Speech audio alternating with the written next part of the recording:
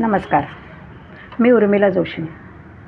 आज मार्केट काय म्हणतं आहे या माझ्या यूट्यूब चॅनलवर आपल्या सगळ्यांचं स्वागत. आज मार्केटने अक्षरशः उसळी घेतली आणि ऐतिहासिक उच्चांक गाठला. निफ्टी 50 470.45 पॉईंट म्हणजेच 1.89% बंद झाला. तो आज 25,388.90 पर्यंत पोचला. तर सेन्सेक्स 1439.55 पॉईंटने वाढला म्हणजेच 1.77% आणि 82,962.71ला बंद झाला. आजच्या या आघाडीला मुख्य हातभार लावला तो ऑटो सेक्टरने आणि ऑटो सेक्टरबरोबरच बँकिंग आणि IT सेक्टर या सगळ्यांनी मिळून त्याला हातभार लावला आणि शेअर मार्केटने आज अशी उसळी घेतली. ॲक्टिव्ह स्टॉकचा आजचा विचार केला तर निफ्टी 50मध्ये Bharti Airtel, HDFC bank, Infosys, ICICI bank यांचा समावेश मोठा होता. ह्या स्टॉक्सचा जर विचार केला तर हे सगळ्या स्टॉक्सने 171 पॉईंट म्हणजेच 38% वाटा आजचा जो निफ्टी 50चा जो उच्चांक आहे त्यातला 38% वाटा ह्याच स्टॉक्सने उचललेला आहे. त्याचबरोबर हिंडाल्को, रिलायन्स, टाटा मोटर्स, भारती एअरटेल हेही स्टॉक्स आज खूप चांगले चालले. इंट्राडे लार्ज डील वोडाफोन आयडियानी झालं आहे. 13,39,223 त्याचा व्हॉल्यूम होता. तो मॉर्फेन लॅबचा 1,99,286 इतका होता. सेक्टरल परफॉर्मन्स बघायचा तर ऑटोमोटिव्ह सेक्टर हे आज खूप आघाडीवर होतं.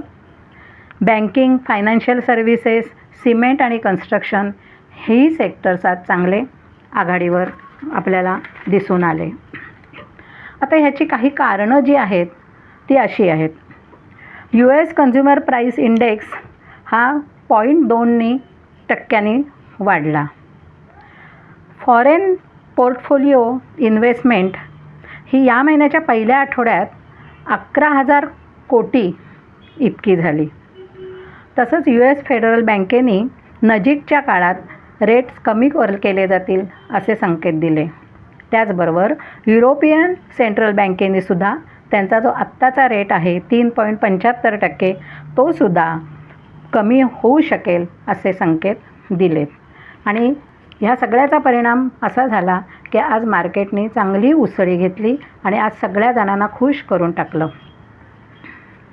आता आपण काही महत्त्वाच्या कंपन्यांच्या न्यूजकडे वळूया. सिॲट टायर कंपनीने चेन्नई येथे मॅन्युफॅक्चरिंग युनिट ट्रॅक आणि बस रेडियल रोलआउट करण्यासाठी नवीन लाईन सुरू केली. त्यामुळे पुढील 12 महिन्यात दररोज 1500 टायर्सचे उत्पादन होऊ शकेल आणि यामुळे आंतरराष्ट्रीय बाजारपेठेत एक महत्त्वाचा टप्पा म्हणून ही कंपनी नक्कीच चिन्हांकित होईल.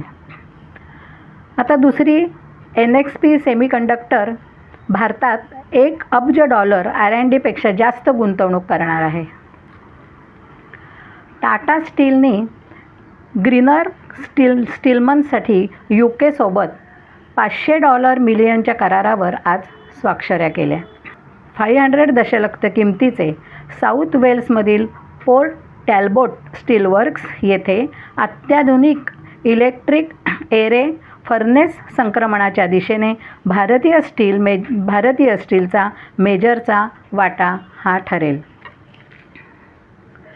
भारत इलेक्ट्रॉनिक्स लिमिटेड म्हणजेच BEL यांनी आज जाहीर केलं की त्यांना एकूण 1,155 कोटी रुपयाच्या ऑर्डर्स मिळाल्या आहेत.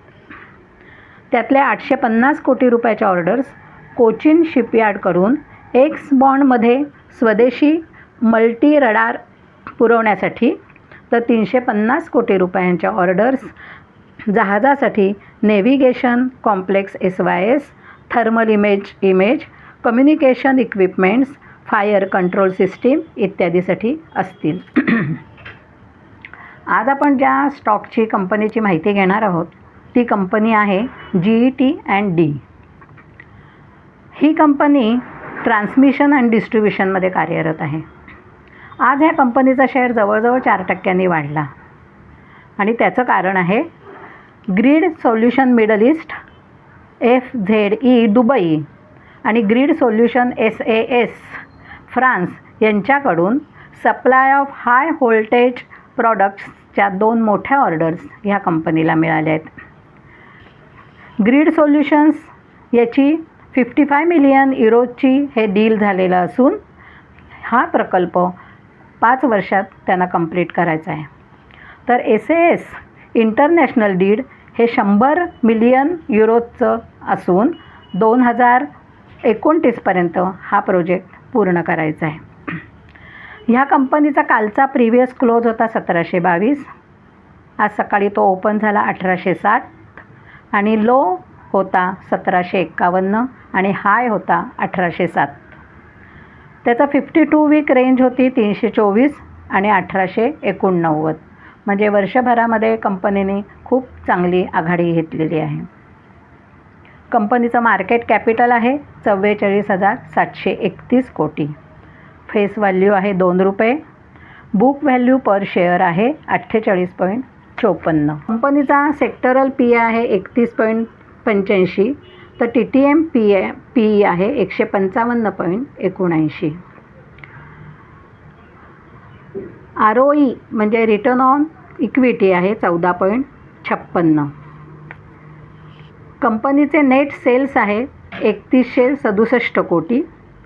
रेव्हेन्यू आहे 2023मध्ये 2773 कोटी तर 24मध्ये 3167 कोटी. नेट प्रॉफिट मात्र मागच्या वर्षी मायनसमध्ये आहे पण यावर्षी 181 कोटी आहे. कंपनीवर कर्ज अजिबात नाही. नेट कॅश फ्लो यावर्षी 87 कोटी इतका आहे. शेअर होल्डिंग पॅटर्नचा विचार केला तर FII 2.04% आहे. DII म्हणजे डोमेस्टिक इन्व्हेस्टमेंट आहे 14.96% आणि पब्लिकची आहे 8%.